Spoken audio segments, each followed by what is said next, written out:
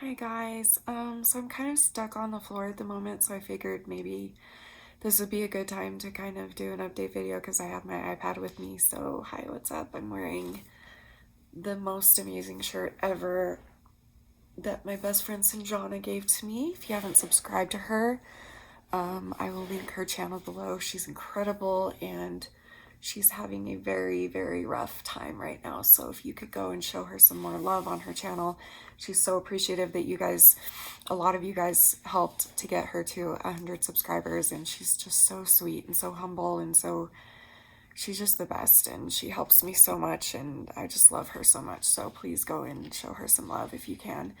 I just wanted to give you an update because it's been a couple days and I did have my doctor's appointment today, or yesterday technically, and I just kind of want to let you know what happened. For those of you that are not in the loop, I am currently dealing with my schizoaffective disorder has come back, which causes me to have symptoms of schizophrenia and bipolar and other mood disorders. And for me, that's coming out in hearing voices, hearing babies crying and needing to find those babies and making sure they're okay. And also hallucinations, seeing things that aren't there and seeing people that aren't there. And so I was put on a new medication called Abilify, and it started making me really, really sick. And at first I was like, okay, I'll just be sick. But then I ended up in the hospital. Long story short, I ended up in the ICU I was internally bleeding, and I would have been dead if I hadn't gone in. The whole story's on my channel if you want to go find it. But anyway, during that stay in the ICU, they did an endoscopy and they found that I had esophagitis. I had gastritis, an ulcer, and a hiatal hernia.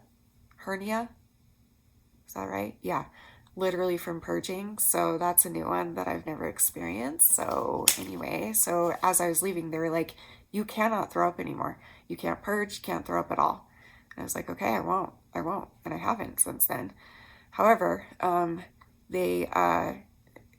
so since then, I guess, is what I'm trying to say is that I've had to like choose how my day is going to be, So if I want a day where I'm basically having to choose, because the Abilify works very well for me for my hearing voices and seeing people. It works immediately for me somehow. I know that that's not how it is for everybody, and do not base my experience. If you're thinking of going on it, like talk to your doctor, and everybody's different. For some reason, for me, it works within like a half an hour. But we're having trouble taking it because it makes me so nauseous. And they were very specific, like, do not throw up, like, ever again. Like, don't do it. It could damage you. It could bring you right back in here and have you internally bleeding again. Like, do not do it. And so I've been having to choose every day, like, do I want to be extremely nauseous today, and take the Abilify so that I'm not hearing as many voices or having as many hallucinations and just be super duper sick and then mess up all the issues that I'm having right now that could potentially kill me? Or do I want to not take it and, hopefully not have severe nausea and throwing up and stuff, but then risk hearing voices and hallucinating? So it's been a nightmare, like a full-blown nightmare. So anyway, so today I went to see my primary care doctor to see if there was anything she could do, because I had heard that that they have like a shot, not like an injection, I guess, for Abilify, that's like a liquid thing, and you just take it like once a month, I think, or something like that. And so I was like, ooh, maybe that would help with the nausea because it wouldn't have to go through my stomach. And so, it would be easier. So, but I didn't even think of this. She told me this today and I didn't even think about it. The shot is obviously like way more powerful because you're not taking it as often. So they started me on 5 milligram, a 5 milligram pill, which is like, I think the lowest you can do. And I've even cut them in half on some days because I couldn't be nauseous that day. So I would cut it in half and be only half nauseous and blah, blah, blah. But anyway, they put me on 5 milligram and the shot, and it makes me so sick when I take it. And the shot is 300 milligrams. So she's like, I don't think it would be a good idea to put you on something that's that much stronger for something that's making you so sick. And plus, apparently you can't even take it in the shot until you are able to build a tolerance to the pills, like, or until you're able to handle the pills with no bad side effects. So either way, this basically okay, at the end of the day, I have to toughen this out for a few weeks. And she gave me a new nausea medication that I have started taking today, and it seems to be helping a little bit. So I'm very grateful for that, because finding a new antipsychotic would be so much harder to find one of those that work than to try and control this nausea. So the fact that the very first antipsychotic that they put me on to help with the hallucinations and voices, the fact that it worked is amazing. It usually takes people a long time to find the right medication for them. So it's like we kind of have to choose our battles here. And it's just, she's like, you're never going to get used to it. Your body's not going to start feeling better and get rid of that nausea unless you stay on it every single day. And she's right. And I knew she would say that. And I hate that she's always right. But like, it's true. Unless I stay on it every day for 2 or 3 weeks, of course, it's not going to get better. When I'm picking and choosing which days to take it, my body my body starts over every time I take it. And so I really need to build this tolerance, or, what's the other word? I don't know the other word, but you know what I mean? So that's the plan right now. So she's got me on these nausea meds, and she said that if they don't work, and I've got other nausea meds that I'm taking, and you can't take too many nausea meds, believe it or not. And so we're just praying and hoping above everything that this does work. And if it doesn't, then the next 2 or 3 weeks might be hell, and I might just have to lay down in my bed and not move and just sleep. I don't know. We'll see. Just until my body gets used to the Abilify, because it is working, and that's the most important thing right now. Yeah, so there's the update with that. I am feeling very hopeful, honestly. I'm really, really trying to think more positively the last couple days, because I don't know, I think it's finally hitting me what I went through in the ICU and how scary it was, and how they were literally telling me that I could have died if I didn't come in within like a couple hours. That really like scared me so much that I haven't purged since then. I've thrown up. I have actually thrown up twice, but it was sick. It wasn't a purge, but only twice since then. And it's been, what, 2, 3 weeks now or something? I don't know how long it's been, but it's been a long time. And I'm just like, I'm almost glad that it happened, because it's like terrified me to ever purge again, which is great, but it's also obviously really sucky. So I'm just trying to stay positive, and I'm trying to be hopeful and faithful. And so if you guys have any extra prayers or good vibes or wishes or whatever you do, please send them, that these meds can help me, like the nausea meds can help. And if not, just pray that I can survive the next few weeks until my body gets used to the Abilify. So that's where we're at right now. I'm so happy, because normally it's like a 30-minute drive to go see my doctor. But after we moved up here, like after we moved in, we were driving around our neighborhood, and like right down the block is a doctor's office that's the same name as my doctor's office that's 30 minutes away. And I'm like, is this the same one?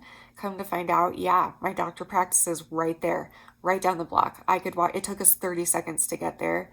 And she's there on Fridays. So that makes me really excited, because that'll make it a lot easier to go in if I need to.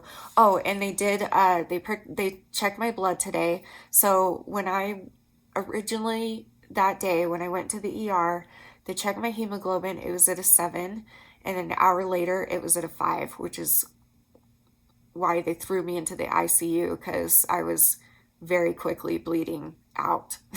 And then they gave me, in the ICU, they gave me 2 bags of blood, and that raised my levels, obviously. And by the time I left the hospital, I was like at a 9.5, which for me is good. It's healthy to be between like a 13 or above for normal people, but for me, I've always been anemic. I've always had issues with my hemoglobin and stuff. So for me, 9.5 is actually pretty good.